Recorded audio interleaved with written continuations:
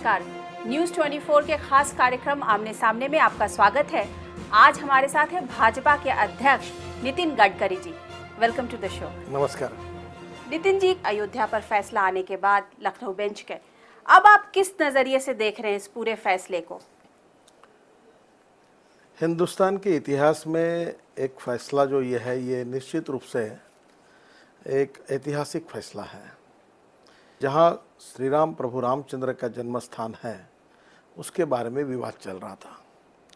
लगभग तीनों जजेस ने जो निर्णय दिया है, उन्होंने जो श्री राम जन्म स्थान के बारे में जो निर्णय किया है, वो मन को समाधान देने वाला है और मुझे लगता है इसका स्वाभाविक आनंद हम सबको हुआ है। रही बात, मैं ये मानता हूँ कि प्रभु रामचंद्र का भव्य मंदिर वहाँ बनना ये कोई सांप्रदायिक प्रश्न नहीं है या केवल हिंदू समाज का ही प्रश्न है, ऐसा मुझे लगता नहीं। हमारी विरासत, संस्कृति और इतिहास से जुड़ा हुआ ये मसला है और मैं ये मानता हूँ कि प्रभु रामचंद्र जी हमारे संस्कृति और विरासत के प्रतीक हैं और ऐसे इसमें हम सब लोगों ने मिलकर, मैं मुस्लिम समाज के हमारे बंधुओं को भी आह्वान करता हूँ कि हम सब ने मिलकर अगर वहाँ भव्य मंदिर निर्माण करने में सहयोग दिया तो राष्ट्रीय एकता और एकात्मता का एक नया अध्याय शुरू हो जाएगा। जो बातें बीती है उसको छोड़ देना चाहिए और इसकी नई सी शुरुआत हो जाएगी और एक अच्छी शुरुआत होगी, ऐसा लगता है। आज भाजपा के अध्यक्ष का बहुत ही रिकंसिलिएटरी टोन है, ऐसा क्यों? या आपको लग रहा है क्या कि मुद्दा आपके हाथ से निकल गया और इसका डिसीजन जो है वो एक कोर्ट ने दिया? तो जो भाजपा इतने सालों तक कहती रही और सत्ता में भी आई कि राम का मंदिर हम वही बनाएंगे, तो वो जो पिच थी, वो पिच कहीं ना कहीं खो गई, अब खत्म हो गई। मुझे लगता है कि कुछ सवाल ऐसे रहते कि उसके तरफ केवल राजनीतिक दृष्टिकोण से नहीं देखना चाहिए। हमारे लिए राजनीतिक फायदा हो या नुकसान हो, ये सवाल महत्वपूर्ण नहीं है और मैं इसको राजनीतिक सवाल भी नहीं मानता। जो निर्णय मिला है वो निश्चित रूप से अच्छा है जी। लेकिन गडकरी जी, जो भाजपा का आज स्वरूप बना है उसमें राम मंदिर का मुद्दा बहुत ही इम्पोर्टेंट उसने रोल प्ले किया है। आडवाणी जी ने भी उस वक्त हमेशा इस बात को कबूल किया है कि राम जन्मभूमि का जो मुद्दा है वो उनके लिए राजनीतिक दृष्टि से सबसे महत्वपूर्ण मुद्दा उनके खुद के पॉलिटिक्स के लिए और देश की पॉलिटिक्स के लिए और भाजपा की पॉलिटिक्स के लिए रहा है। आज अगर आप लोग उस मुद्दे को अब छोड़ रहे हैं या उसे दफन करने की कोशिश कर रहे हैं, तो ये सवाल तो उठेगा।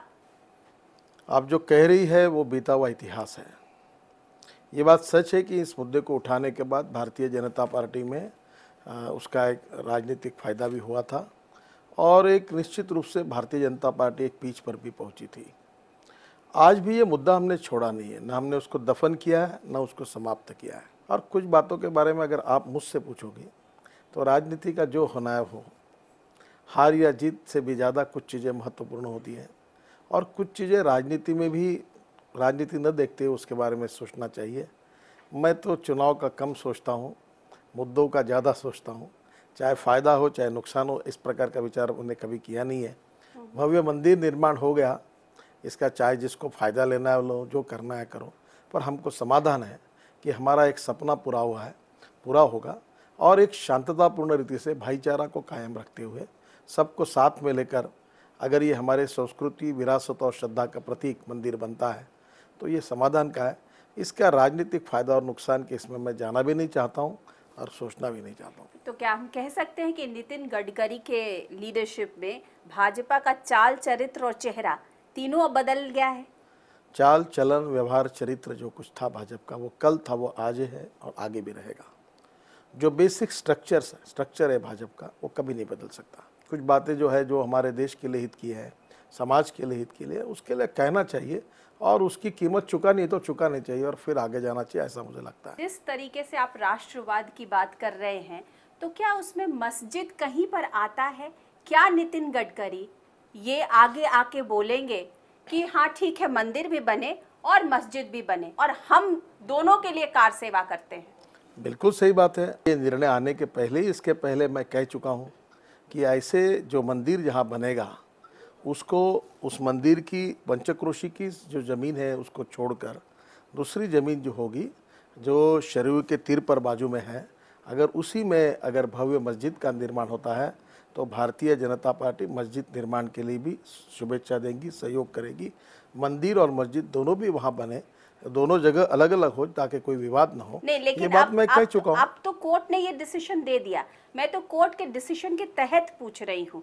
उन्होंने बोला कि इस जमीन का 3 पार्ट में बंटवारा कर दिया, तो जो पार्ट उन्होंने मस्जिद के लिए मार्कआउट किया है, क्या वहां पर नितिन गडकरी जाएंगे और ईंट उठा करके मस्जिद की नींव रखेंगे?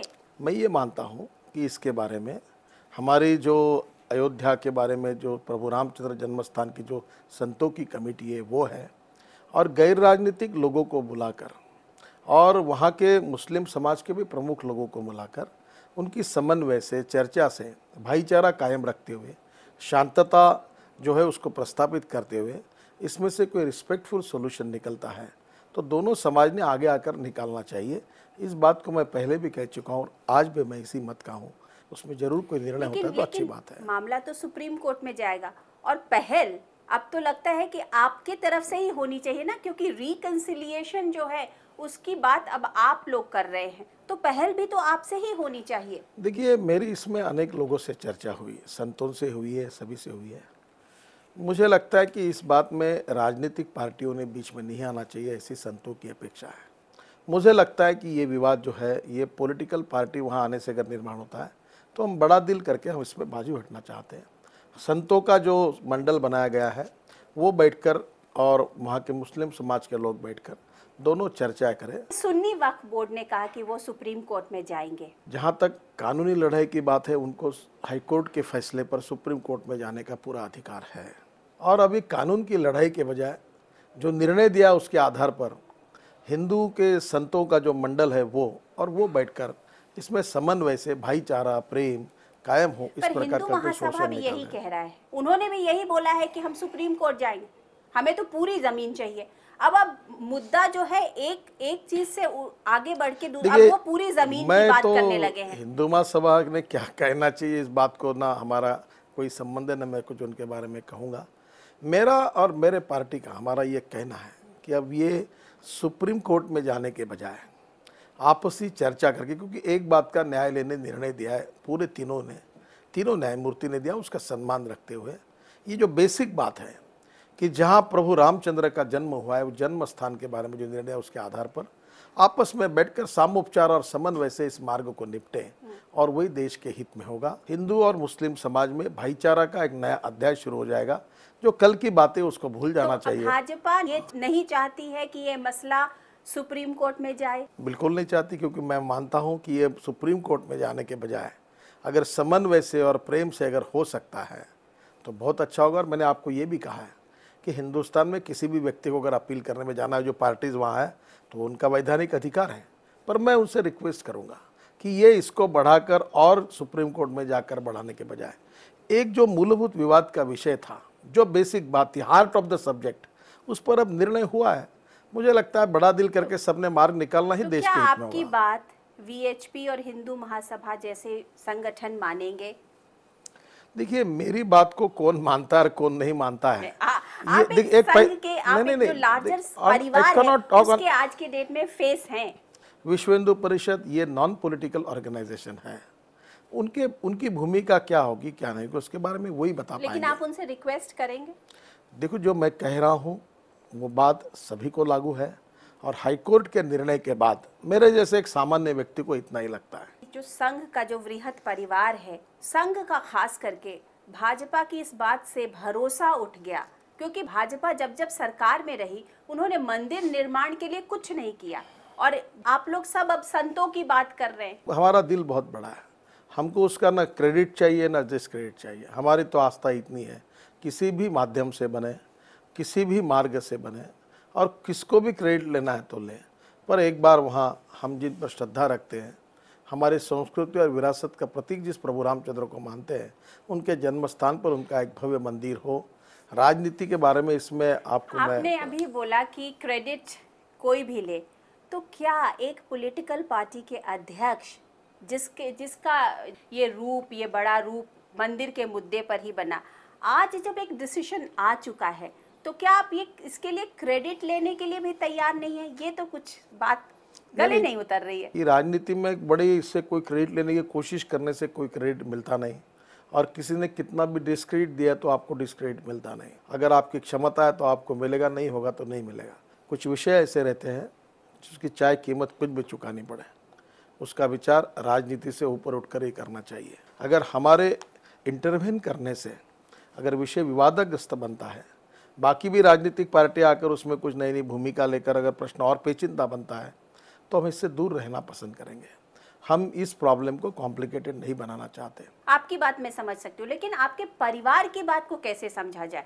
वीएचपी के लीडर कल ही प्रवीण तोगड़िया का ये बयान आ गया कि अब यहाँ पर क्लियर हो गया तो अब हमें काशी और मथुरा के ऊपर काम करना शुरू कर देना चाहिए। कहीं ना कहीं तो देखिए, कुछ कॉन्ट्रडिक्शन है। विश्व हिंदू परिषद ने क्या कहना चाहिए और क्या नहीं कहना चाहिए ये तो मेरे अधीन नहीं है, और इसलिए उनकी किसी प्रतिक्रिया के ऊपर मैं कोई प्रतिक्रिया दूं मैं उचित भी नहीं समझता। इस बातचीत को हम जारी रखेंगे, लेकिन एक ब्रेक के बाद।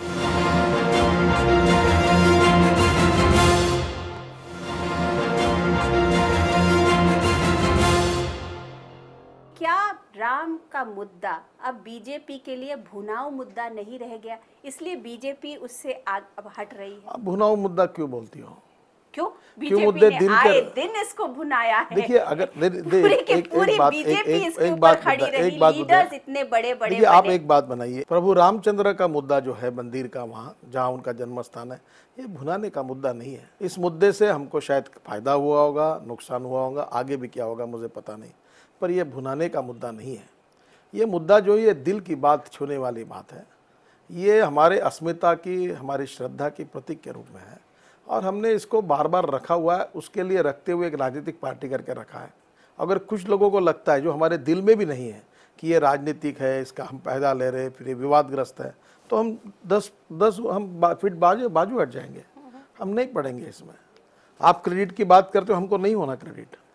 हमारा एक ही है कि दूर से देखकर हम जब प्रभु रामचंद्र का मंदिर बना, इतना हुआ है, हमको समाधान है। अच्छा, ये बताइए, बिहार के चुनाव में इस मुद्दे को आप किस तरीके से रखेंगे? नहीं, ये तो बिहार के चुनाव का मुद्दा ही नहीं है। देखिए, बिहार का चुनाव जिस बात पर लड़ रहे हैं उसमें जो 18 साल की तो क्या आप बैन कर देंगे कि बिहार में कोई भी नेता जो जाएगा वो राम जन्मभूमि के मुद्दे पर, अयोध्या के मुद्दे पर कुछ ना कोई बोलेगा? मतलब will you put a censorship? आप चाहती है कि मैं 1975 जैसी कोई इमरजेंसी पार्टी में लगाऊं? मैं तो यही पूछ रही हूँ, क्योंकि आप बार बार कह रहे हैं मैं पहली ये बात राजनीतिक मुद्दा है, और चुनाव राजनीति में अल्टीमेटली राजनीतिक इश्यूज पर ही लड़ा जाता है। एक बात होती है राजकारण, राष्ट्र कारण, समाज कारण और विकास कारण। लेकिन आप बहुत डिप्लोमेटिक हो रहे हैं गडकरी जी। मैं आपकी बात मान रही हूँ, लेकिन मैं ये बात समझना चाह रही हूँ कि बिहार में राजनीतिक इशू पर इलेक्शन होगा। मैं ये कह रही हूँ कि इलेक्शंस के समय में इस तरीके के मुद्दे गरमाएंगे, और उस वक्त बीजेपी का क्या स्टैंड होगा? देखिए, हम लोगों को कहेंगे कि 18 साल पुराने जो है, जो लालू प्रसाद जी के नेतृत्व में बिहार की सरकार चली, उसकी तुलना 5 साल के हमारे सरकार के साथ करिए। अगर अच्छा काम हमारे सरकार ने किया है तो बिहार के भविष्य को, तकदीर को बदलने के लिए और विकास के लिए हमारा साथ दीजिए। 21वीं सदी की राजनीति ये politics for progress and politics for development है। हम विकास की राजनीति करना चाहते हैं, आतंकवाद और नक्सलवाद से कड़ाई से मुकाबला करना चाहते हैं। नहीं, निश्चित फर्क है। सबके सब सेंट्रिस्ट वाली बात कर रहे हैं। आप BJP is a democratic party, Congress is a proprietary concern.